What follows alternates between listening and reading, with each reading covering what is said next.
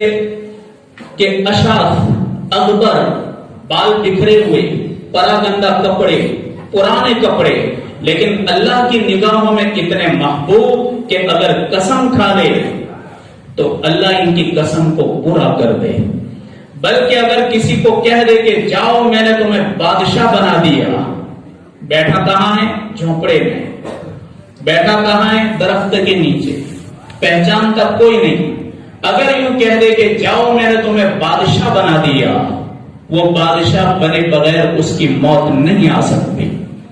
واقعہ سناؤں میں آپ کو، اورنگزیب کو تو ہر ایک پہچانتا ہے، مغل سمراٹوں کے اندر سب سے زیادہ اگر کسی نے بہترین کام کیا ہے تو اورنگزیب ہیں۔ لوگوں نے ان کے اوپر دھبے لگائے، انہوں نے مندروں کو توڑا، انہوں نے یہ کیا، انہوں نے اگر مندر توڑا ہے تو انہوں نے مسجد کو بھی توڑا ہے۔ جہاں کہیں بھی ان کو ایسا لگا کہ اس جگہ پر انہوں نے ایلیگلی کام کیا ہے، انہوں نے مسجد کو بھی گرایا ہے اور کہاں ہے اس کو لیگلی طور پر اس کا کنسٹرکشن ہونا چاہیے، اس کو صحیح جگہ پر بناؤ، اور انہوں نے اس کے لیے پیسے بھی دیے، مندروں کو بھی پیسے دیے، مسجدوں کو بھی پیسے دیے، مندروں کو بھی دان کیا، مسجدوں کو بھی دان کیا۔ سکے کی ایک سائڈ لوگوں کو دکھائی جاتی ہے، اورنگزیب کے سکے کی دوسری سائڈ کو دبا دیا جاتا ہے۔ باقی اورنگزیب بہت اچھا بادشاہ گزرا ہے۔ اس کا ایک بھائی تھا دارا شکوہ، اس کا نام تھا۔ اب دونوں کو لالچ ہوئی کہ ہندوستان کا بادشاہ میں بنوں۔ اورنگزیب نے بھی تمنا کی میں بنوں، دارا شکوہ نے بھی تمنا کی کہ میں بنوں۔ اورنگزیب کے دل کے اندر یہ بات آئی کہ اس ملک کا بادشاہ بن کر کے میں عدل و انصاف قائم کروں اور یہاں کی سسکتی ہوئی پرجا اور بے چین اور بے قرار پرجا، اس کا میں مسیحا بن جاؤں۔ اورنگزیب نے یہ خواب دیکھے، دارا شکوہ نے یہ خواب دیکھا کہ میں ایسا بڑا حکمران بنوں کہ تاریخ کے اوراق پر میرا نام آنا چاہیے۔ اس نے یہ نیت کی۔ ایک عالم سے ملاقات ہوئی دارا شکوہ کی، تو عالم نے اس کو صلاح دی کام کر، فلاں کھیت کے اندر درخت کے نیچے ایک بزرگ بیٹھے ہوئے ہیں، ان سے دعائیں کروا لیں، اس لیے کہ الیکشن پہلے سب دعائیں کرواتے ہیں، وہ تو تقدیر کا معاملہ ہوتا ہے، وہ سب اللہ کے ہاتھ میں ہے۔ دعائیں کروانے والے بہت آتے ہیں لیکن تقدیر کا قلم جس کا چلا ہوا ہوتا ہے تقدیر ہی غالب آتی ہے۔ تو اس عالم کا مان کر کے دارا شکوہ دعا کروانے کے لیے گیا بزرگ کے پاس۔ جب گیا تو وہ درخت کے نیچے نماز پڑھ رہے تھے، نماز پوری ہوئی، انہوں نے کہا کہ حضرت میرے لیے دعا کرو کہ میں اس ہندوستان کا بڑا بادشاہ بن جاؤں۔ حضرت نے کیا کیا، جس مصلی کے اوپر نماز پڑھ رہے تھے اس کو پتا تھا کہ یہ شہزادہ ہے، شہزادہ ہے، اس کے اکرام کے لیے آپ نے مصلی بچھایا، کہاں کے بیٹھو اس کو؟ کہا نہیں حضرت، آپ کے مصلی، میں تو فاسق فاجر آدمی ہوں، آپ کے مصلی پر میں ناپاک بیٹھوں؟ نہیں بیٹھ سکتا۔ کہاں میں بیٹھ جاؤ، تمہاری اکرام کر رہا ہوں، اس لیے کہ ہمارے نبی نے فرمایا اذا جاء رئیس قوم فاکرموہ، جس قوم کا بھی بڑا آدمی آئے، چاہے وہ مسلم ہو چاہے غیر مسلم ہو، اس کا اکرام کرو۔ وہ تو ہم کہتے ہیں ان کا اکرام کرنے کا، یہ ایسی تہذیب ہے اسلام کی، اسلام نے یہ سکھایا ہے۔ اسلام تو کہتا ہے کسی بھی قوم کا بڑا ہے اس کا اکرام کرو۔ بزرگ نے کہا کہ نہیں، آپ شہزادے ہو تو آپ کے اکرام کے لیے مصلی بیٹھ جاؤ۔ کہا نہیں بیٹھوں گا میں، آپ ہی بیٹھو۔ حضرت بیٹھ گئے، سامنے دارا شکوہ بیٹھ گیا، جیسے آپ بیٹھے ہو اس طرح سامنے بیٹھ گیا۔ تھوڑی دیر باتیں کی، باتوں باتوں میں وہ کہنے لگا حضرت میں تو غرضیلا آدمی ہوں، میں غرض سے آپ کے پاس آیا۔ کہا کیا غرض ہے؟ کہا دعا کروانی۔ کہا کیا دعا کروانی؟ کہا کہ میں اس دیش کا بہت بڑا بادشاہ بن جاؤں۔ کیا کہا اس فقیر نے؟ ارے بادشاہی کے لیے تخت تو میں نے تم کو دے دیا تھا پر تم نہیں بیٹھے. اگر تم میرے مصلی پر بیٹھ جاتے بھارت کی سلطنت تمہارے قدموں میں آ جاتی. وقت گزر گیا, تم نہیں بن سکتے. یہ میں نے تم کو تخت اور تاج دیا تھا پر تم نے نہیں لیا. ان فقیروں کے پاس سلطنت ہے. لوگ سلطنت عوام میں تلاش کرتے ہیں پر سلطنت ان کے پٹے ہوئے مسلوں پر ہیں.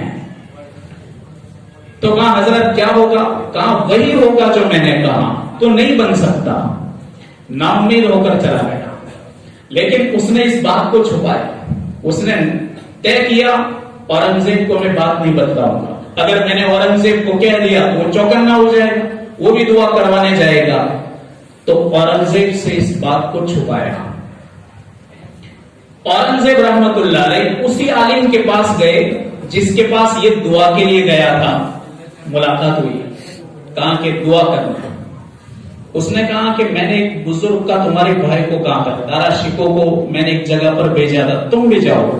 بہت اچھے عالم ہیں, بہت اچھے بزرگ ہیں, اللہ کے ولی ہیں, وہاں جا کے دعا کروا. اورنگزیب وہ تو بزرگوں کی صحبت پایا ہوا آدمی تھا. اورنگزیب نے تو علماء سے محبت کی تھی. اورنگزیب نے علماء کی تقریروں, بیانوں اور ان کے وعظوں اور نصیحتوں کو سنا تھا. وہ اتنا بے وقوف نہیں تھا جتنا دارا شکو تھا. اس نے کہا ٹھیک ہے میں چلا جاتا ہوں. وہ گئے اسی بزرگ کے پاس. گئے تو یہ نماز ہی پڑھ رہے. نماز پڑھ لی, سلام کے لیے دیکھا تو اورنگزیب پہچان گئے. کہا او اورنگزیب آ بیٹا بیٹھ جا مصلی پر. کہا حضرت آپ کا حکم ہو تو میں بیٹھ جاؤں یا ادب سے کہہ رہے؟ کہا بیٹھ, حکم دے رہا.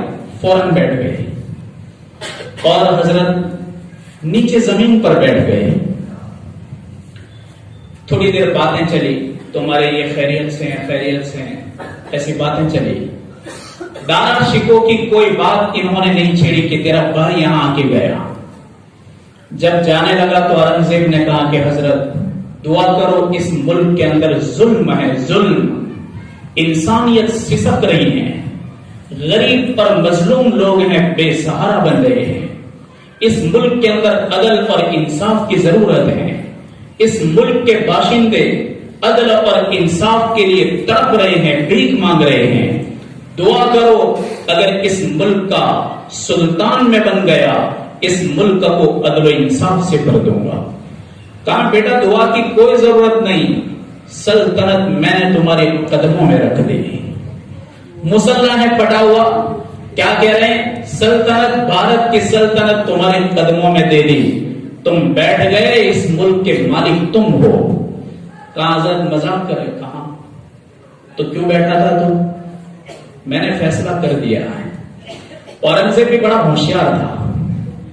اورنگزیب نے کہا حضرت تخت تو ملا, تاج نہیں ملا. تاج تو پہناؤ. تو بزرگ نے کیا کہا, تاج وہ وضو والا پہنا دے گا, کچھ پوچھ مت, اب چلا جائے یہاں سے. جلال میں آ گئے. اورنگزیب سوچتا رہا کہ وضو والا کون وضو والا؟ اس کو لائٹ ہوئی, ہاں میرے محل میں جو وضو کراتا ہے وہ نیک آدمی ہے, کہیں ان کے دلوں کے تار جڑے ہوئے تھے نہیں. اس نے بڑی ہمت سے کہا حضرت وہ محل میں وضو, تو بھاگ یہاں سے. تو سمجھ گیا کہ ہاں بس وہی ہوگا.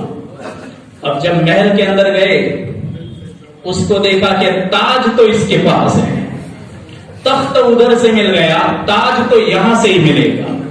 اب یہ مزدور آدمی جس کو آج تک اورنگزیب ایک نوکر سمجھتا رہا, آج تک اورنگزیب اس کو خادم سمجھتا رہا, آج تک اورنگزیب اس کو چپراسی سمجھتا رہا, آج پتا چلا کہ تاج تو اس کے قبضے قدرت میں ہے.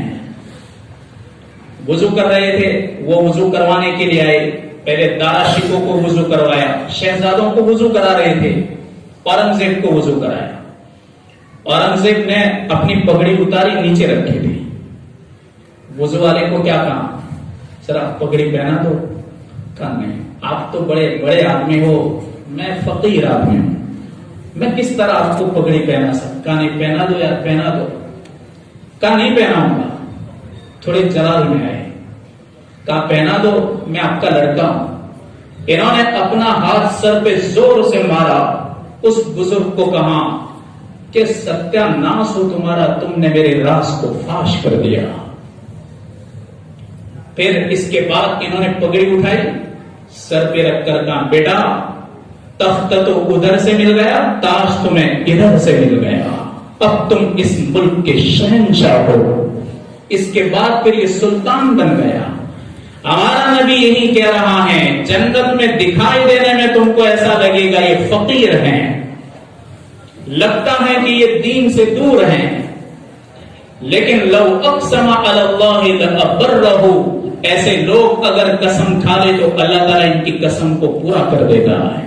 یہ ایسے لوگ جنت میں پہلے جائیں گے. اللہ کے حبیب نے فرمایا, آپ نے فرمایا یدخل الجنت اقوام افئدتهم مثل افئدت الطیور. جنت کے اندر کیسے لوگ جائیں گے؟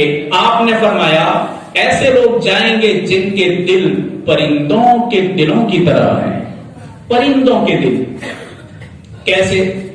پرندہ بہت ڈرپوک ہوتا ہے, وہ بار بار ادھر ادھر دیکھتا ہے, اڑنے کے فراق میں رہتا ہے کہ کہیں سے بھی کوئی خطرہ ہو اڑ جائے, کہیں بھی کوئی خطرہ ہو اڑ جائے. آپ نے فرمایا جنتیوں کے دل تو پرندوں کے دلوں جیسے ہوتے ہیں, ہر وقت تک کانپے رہتے ہیں, اللہ سے ڈرے ہوئے ہوتے ہیں. کہیں پر بھی گناہ کا موقع ملا ڈر گئی, تنہائی میں گناہ کا وچار آیا ڈر گئی, راستے میں گزرتے ہوئے کہیں موقع آیا ڈر گئی. پرندہ ڈرتا ہے, بار بار ڈرتا ہے. اللہ کے نبی نے فرمایا جنتیوں کی سب سے بڑی پہچان یہ ہے کہ ان کے دل پرندوں کے دلوں کی طرح ہوتے ہیں. یعنی ایسے لوگ ڈرنے والے ہوتے ہیں, اللہ کی ہیبت سے خوفزدہ ہوتے ہیں. اللہ تبارک و تعالی ہمیں ڈر عطا فرمائے, تقوی عطا فرمائے. باقی اللہ تبارک و تعالی تو ہمارا اتنا اکرام کرے گا, اتنا اکرام کرے گا. عبداللہ ابن مسعود رضی اللہ تعالی عنہ اس حدیث کے راوی ہیں. نبی کریم صلی اللہ علیہ وسلم نے فرمایا کہ میں اس آدمی کو پہچانتا ہوں جو جنت کے اندر سب سے اخیر میں داخل ہوگا, اور جہنم سے سب سے اخیر میں نکلنے والا آدمی جو اپنے پاؤں کے بل نکلے گا اور گھسیٹتا ہوا نکلے گا. اللہ فرمائے گا کہ جنت میں داخل ہو جا. اس کے دل کے اندر ایک خیال آئے گا کہ میں اکیلا رہ گیا.